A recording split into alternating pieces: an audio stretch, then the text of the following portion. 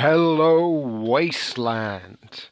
And in today's episode, we are going to be doing a mystery build challenge. Okay, so first things first, if you don't particularly care about the preamble and just want to start looking at pretty cars, skip ahead to the timestamp that's on the screen now. And I've just got to apologize for the amount of time it's been since my last video. It's been pretty crazy over here at the moment. Lots of sickness, lots of tonsillitis and other horrible things. But we're finally through all that now. Normal life has finally returned, so we can get back to the most important thing in the world, playing with toy cars. So, what is today's video all about? Well, this is the start of something that I hope will flourish into a beautiful new feature as I try and reorganize all the other features on the channel. And basically, this idea was inspired by the YouTube creator Goobertown. So, normally he does very sort of Dungeons and Dragons fantasy model based painting and tutorials and that kind of thing. But he came up with a challenge that I really like, and that's you have a box filled with blind bags of, in my case, toy cars, and then you take one of the blind bags out and you are given a random car, which you will then do a random build challenge based off of rolling on a table, and then a random paint challenge based off rolling on a table. Now, Goobertown just focuses on the painting side of things with a whole bunch of different paint challenges, from what colors to use to what styles to go for, like non-metallic metal or purely black and white, those kind of things. For me, as you know, with my channel, I absolutely love doing just completely ludicrous challenges like what you can build in 15 minutes. So for me, it's going to be a combination of random build and random paint challenge. So how will this work? Well, the first video of any of these videos will be the build part of it, and then the second video will be the painting challenge part of it. So with the building video, which is what this video will be, we're going to be rolling for the team function of the car, and then rolling for the actual build challenge itself, and then taking a car at random from the box of miserable random misery, I think is the best way to describe it. Let's just say that I've put some cars in this box that aren't the best. This is the kind of box of cars that you gradually accumulate all the weird knockoff brands of toy cars, all the strange, like really hyper futuristic looking cars that you go, well, I can't even fit a person in here. And some of the cars that you've been scratching your head and just going, I don't know what to do with this. Well, this is a perfect opportunity to get all of those cars out of the bin they've been hiding in and do something with them. And then the painting side of the challenge, that's when we look at rolling for what team this car is going to be on, and then what the actual challenge is going to be. So just to give you an idea of what to expect from these videos, you'll be seeing challenges like the inside out car, where anything that's on the inside, like the driver or passengers, steering wheel, seats, any accessories at all, have got to be on the outside of the build and the inside left completely hollow. You can expect to see more specific themes like a medieval inspired car, and then something just completely out there and ridiculous, like what I like to call a half and half, which is where you take two cars, you get a bonus mystery car, and you have to get them to work together. You can't just stick one on top of the other and say, oh, well, it's two cars in one. No, you have to like saw one in half, or saw them both in half, and then glue the two new halves together to make a whole new car. And then we come to the team function part of the build. This is where we roll off to see what unique niche this car will fill as part of the team. So it could be anything from the lead racer, a harpoon truck that's trying to slow down the opposition, armed to the teeth where it's just there to do as much damage as possible, ramming speed where it just needs to rush forward and take enemies down in close combat, raider where it's just a complete wild card of spikes and explosives, or what I like to call the wall, which is literally a car designed to slow down and stop other cars by just getting in the way and pushing them into terrain. So these are there to give an idea when you're creating the points cost for the car just what to equip it with and then how you use it when it's in the game. Because sometimes you look at the stuff you create and you go, I have no idea what this thing does or what I should arm it with, but it's cool and I want to use it in my games. I've made far too many builds like that to count. Okay, so let's just jump straight into this episode and let's start looking at some mystery bags. But first, roll on the charts. Okay, so first things first, the dice I'm using, the green one is from Bones Khan, from last year though, sadly, not from this year. And the skull on the face is the 6, and there's a 1 on the back. And the same goes for this spin down D20. The giant sunburst star on the front is the Orzhov Syndicate from Magic the Gathering. So that's the 20, and the 1 on the back is a 1. So we're rolling first for team function, and we get a 4, so that means ramming speed. The entire purpose of this car is going to be going fast in a straight line to smash into an enemy car. And our second roll is a 12, which means the build challenge is hypertech. So hyper-futuristic, cyberpunk, lots of robotics and automated cannons and things like that. Although in the case of a ramming car, I suppose it's more like self-inflating wheels or something like that. Okay, so it's time to get the car. Let's stick our hand in here and really rustle around a bit, see if we can't pull out a winner. And the nice thing is I've padded the insides of these little brown bags so you can't really feel out what car's in there. You only get a gist of how heavy it is. And some of these cars are really big but weigh nothing. Some of them are really small but completely made of metal and quite heavy. That's good. And we get this. Oh boy. Oh, Hot Wheels. Why, oh why did you do the Big Wheeler series? They are not true to life. They are not scale accurate. Oh, this is not going to be fun. And I've got to do hypertech, which I suppose I can work with in this. The wheels are pretty hyper techy. Yeah, this is going to be bad. Okay, so as bad as this car is, there are at least some areas that we can still use without having to cover everything up, like these rear exhausts. I think they'd make great like jet engines to really throw this ram car into enemies.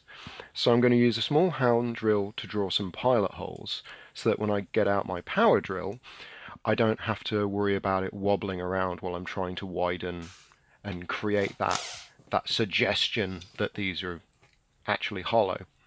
Now the key here is, if you're going to drill something, put it in a vise. However, if you're going to use short control bursts of a power driller, you can see how slowly I'm doing this. You don't need to worry as much. By all means, put the car in a vise. No one's going to blame you for that. But for something like this, I think it's relatively okay to just hold it. But the key is you are in control of the drill. So it's short, controlled excavations of the plastic rather than just going full throttle and drilling into your hand like a madman. So you can see here that's come out pretty nicely. I think they'll look good with a glowing effect. Now, this being a hypertech car, I don't think it would make sense to have wing mirrors. I think the driver would have a lot of onboard surveillance and cameras and things so that you could see the outside world. And the plastic glass already being black, I mean, this isn't going to be a nice open car where you can see the driver inside. This is all going to be like a big solid chunk of car, which is also the main reason why we're not drilling it open. So here you can see me using a vise and my jeweler's saw. I will be doing a video on jeweler's saws because, as I've discovered, they are godsend to miniature hobbyists everywhere. They go through this metal without any pain at all. Now, it's simple enough to take off the wing mirrors. It would be a lot more complicated to do some actual damage to the body, so that will come later. So the next step, after we've taken those off, I'm going to take a short little file and just make sure those are nice and smooth to the surface. And that will give me more room and more space to experiment when I'm putting armor plating and additions to this model. With the wing mirrors and other parts of the car poking out, you're kind of limited into how many flat spaces you have and just how much jiggering you need to do. Whereas in this case, no, if I wanted to cover up those side windows, that would not be a problem. So I experimented a bit with the idea of having like these big wings coming up the front of the car, almost like something you'd see out of Star Wars with the TIE Interceptor. Now these would be rams. I'm not trying to make this look like a starship or a jet plane or anything like that. So it's key to maintain the look of the car while giving it a futuristic edge. So here we go. Let's cut off the front wheel arches. This will solve two problems. It will mean that I don't have to worry about trying to figure out what to do with those front wheels, but it'll also mean that this car isn't just one big rectangle that I'm putting onto the table. Because don't get me wrong, you could take this car, stick a load of guns on it and call it a day, but I wanted to really break up the shape. I just didn't like how it looked. So by doing that, you can see I've created these angles that, if I was to put plastic art on them now, would follow that angular pattern. And I quite like it. It's not too aggressive. I think it helps highlight what the point of the car is. And as I'm going along, I'm going to be reinforcing it, so it's not just going to be two bits of plastic that could break off too easily. This is one of the few projects where I actually use a pencil and ruler. Normally I just eyeball everything, but sometimes it's important to make accurate cuts, or accurate as much as you can without measuring everything down to a millimeter and going all out with it. I mean, if that's your style, by all means, I'm not going to stop you. But on a build like this, it's important that the car is mirrored on both sides. At least at this stage, when we're working on the bodywork, when you've got that vision in your mind of what you want, you don't want to risk compromising it by having one piece that's a bit too long or a weird shape, or yeah, you get what I'm saying. So here you can see I'm, just measuring things out and trying to find where I'll need to cut the plastic. I wanted to get that angular shape of the TIE Interceptor. So rather than these just being two big flat planks of plastic coming out, I thought it'd be nice to have this. I don't know, it's almost like an octagonal edge. It's a little, it's not a curve, it's more of well, an angle, but you'll see what I mean when this is assembled. This is me doing terrible commentary on the video, but hey ho. We live and learn. That's the motto of this channel. We do the best we can with what we have. So there you go. You get an idea of what I'm going for. So this is it all glued together now, and already that rectangular shape is gone. The rear is still quite flat and uninteresting, but now the front has something that at least echoes Hypertech rather than just a big rectangular car with big chunky wheels. But there are gaps to fill. This isn't a perfect process, especially when it's your first time doing something like this. But you can see that the plastic's not just snapping off. There's enough points of contact. I played with the idea of maybe this being a big solid ram, but I felt in the end that would make it look maybe a bit too much like a spaceship or a boat or a plane. So no, just going with the two big wings up the front. I think that'd be good. Now, plasticard reinforcements are important to maintain the strength of this, but they also do a second job, which is hiding any gaps that at a distance are noticeable. I think it's important to always take that step and go, hang about, this looks good right now, but when it comes to painting this, am I going to be, struggling to fill all these spaces? Is there any way I can make this more solid or get rid of these gaps? There was a bit of trick to making sure that the wheels would still turn even while it was all covered up. So there was always lots of jiggering and sorting things out as I went along. And don't worry, there will be a stage where I mix up some green stuff and fill those gaps.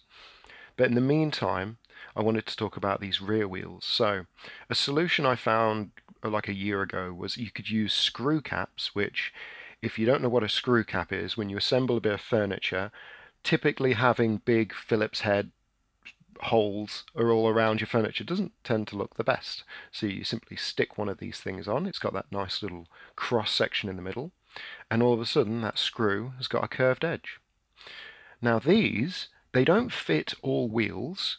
I mean, if there are smaller ones out there, I've yet to find them. These are the smallest size I've found. But for these giant wheels, oh yeah, that'll go on there nicely. I mean, there's work that needs to be done, of course. You know, you have to cut off the middle cross section and, you know, make sure it actually glues onto the wheel. But the trick here is making sure that it's relatively central. I mean, from a distance, it's not too bad if it's just off. It's mainly when you turn the wheels and move it along, but it's one of those things. You can be a perfectionist here, or you can just slap it on. I don't think anyone will mind. But there you go, you see? So already this is transformed from being that big, ugly car to something that's, you know, it's got a lot of potential here. But again, these wings need reinforcement, so out will come the plasticard again. We'll cut up some thin strips and get those glued on. Now, a trick I like to do, so with these being the inside ones, you can eyeball it or again get out a ruler.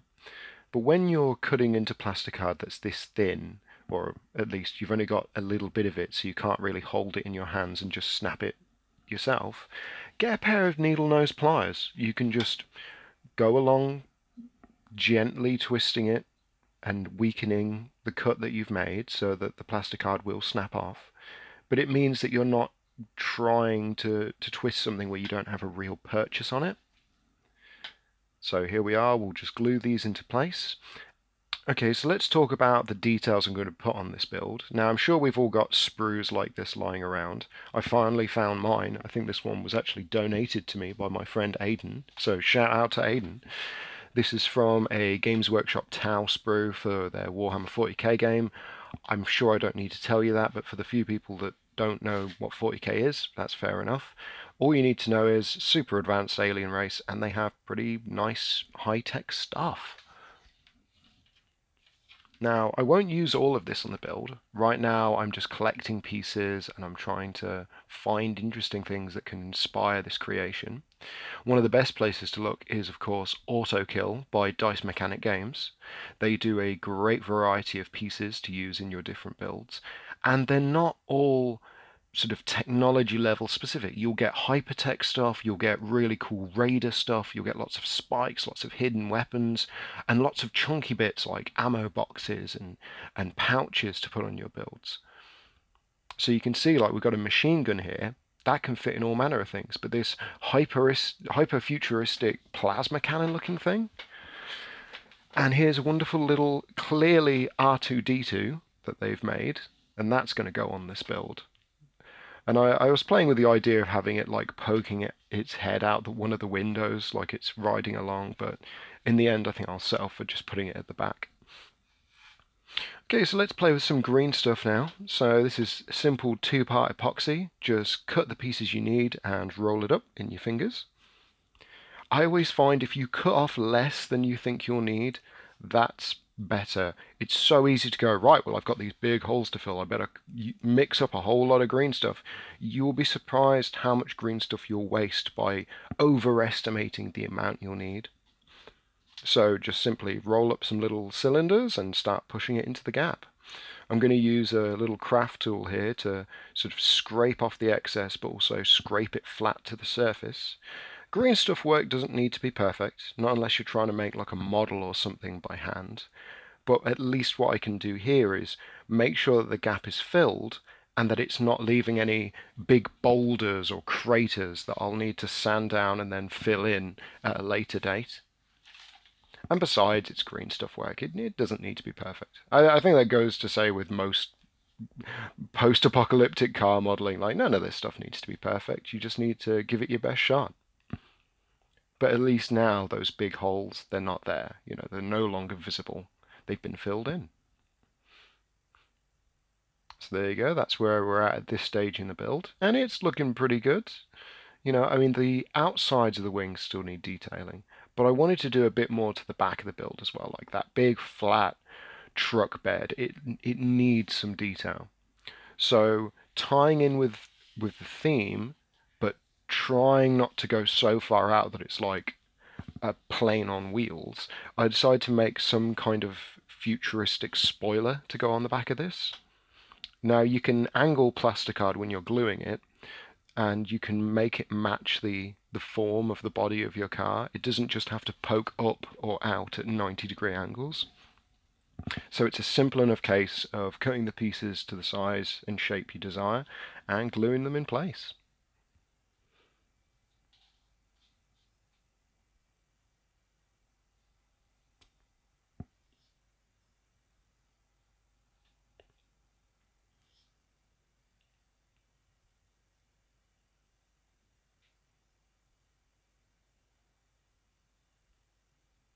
So I've skipped forward ahead a little bit here, looking at detailing more of the build and more of the outside. We've gotten the bodywork out of the way at this stage, so now we're getting into the fun bit, which is adding all the little details that when it comes to painting time are really going to stand out. Again, I wanted to keep it tying into those TIE fighters from Star Wars, so keeping those sort of panels looking quite angular, quite rigid, but also adding a bit of detail to the front windscreen. But yeah, at this point, these wings, they're not going to bend. You know, they've got reinforcement on the inside and the outside.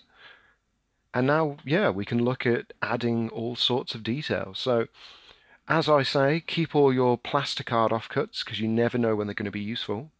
And, of course, here are some that I prepared earlier. Oh, it's always fun when you get a big mess of bits. Like, it's surprising all the little funny little bits that you can find uses for. But at the time you go, oh, well, I don't need this, I'll chuck this away. It's like, no, always save those. I mean, I've got a bit of an old lighter in there. I decided the R2 unit was poking out a little bit at the back and sides, so I figured I'd make like some sort of box or something, so he looked more integrated into the car. Again, keeping it in line with the panels on the car, but it looks like something that's purposely been put there and manufactured rather than just slapped on in the wasteland. That's the thing with these challenges. I won't know at the time if it's going to be something that's ramshackled or something that's going to be production line or anything like that. So you really do have to come up with the stuff on the fly, which is what makes this so fun. So the Tau plasma cannon type thing, I'm trying to find a nice space to put that on there. And I'm pretty happy with having it front facing. You know, I think if your entire purpose as a build is to charge forward and smash into things, then absolutely. I took this piece of an exhaust I had from an auto kill kit, and I thought it'd be great to have it look like it was feeding the plasma cannon from the rear, like maybe this car has all of its energy reserves in its trunk at the back. And the rest of the detailing really is as simple as that. I use a couple of tricks to make the body a bit more interesting, using some of the designs in the panel lines that are already on the car, highlighting those just to help them stand out and look more high-tech and maybe a little less functional. But that's the magical art of detailing cars. It's really whatever you want it to be. The actual technique I'm using here, which I'll do a separate video on, it's called adding greeblies or gribbles. They're like little industrial looking details that make a scale model look more authentic and real, even though practically they wouldn't necessarily serve any real purpose. It's the kind of stuff you'd see in Star Wars and Star Trek when they did their spaceship models and designs. You know, adding like fuse boxes and power cables and little sensor arrays and things like that, using the exact same tricks here. And besides one or two more 40k pieces and auto kill parts and whatever I have lying around, that's pretty much it. I mean, this build overall has been pretty solid. I mean, I've been surprised more than anything, because I went into this challenge basically expecting to hate the car from the moment go. But I suppose it just goes to show, even cars that you absolutely despise, if you take a step back and think, well, how can I change this? All of a sudden it can open the door up to all matter of interesting things. So that brings us to the end of this video. That is the Hypertech Chevy big wheeler ramming car done. That's the build part done. So to get you excited, hype, I don't know, get you ready for the next video, we're just going to roll for what the paint challenge will be. So This works in the same way as the build portion. So I'm going to be rolling dice to determine what team this car is going to be based around. The team is 4, and that is slime. So there you go, probably going to get some graffiti on this thing. The challenge, that's a 1, so that's a speed paint. That's 40 minutes, maximum 16 paints, and 2 brushes. So pretty much what you'd see if you go to Salute this year with the speed painting competition there. Colours, we've got roller 2, that's cool colours, so let's roll again. A 1, red and violet, so that's probably going to be quite a cool red, cool violety, bluey, cool cold colour as the main colour. And then the secondary is a 3, that's going to be a warm colour. And rolling again, orange and red. Yep, that's a 5, so orange and red, that's going to be the secondary colour. So we're going to have lots of red, lots of orange, lots of everything in this paint challenge. It's going to be quite interesting to see if I can get some of the more high-tech details to really pop out, if the main body of it's going to be quite a dark, cold-looking colour, even though it's going to be red. Like that's going to be an interesting one. So stay tuned for that video, Wasteland, and I will see you all in the next episode. And as an afterword, please, by all means, leave a comment. Tell me what you think about this format.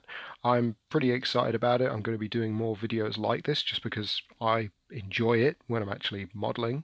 If you don't like it, by all means, leave a comment and say it's not as good as your previous works. Just do Mad Max builds. We just want more of the same. That's fine. And yes, I know I've got a lot of videos that need sorting out and fixing, and I am going to get round to it. It just takes time. Just takes time. But we've got all the time in the world. Thank you for watching Wasteland, and goodbye.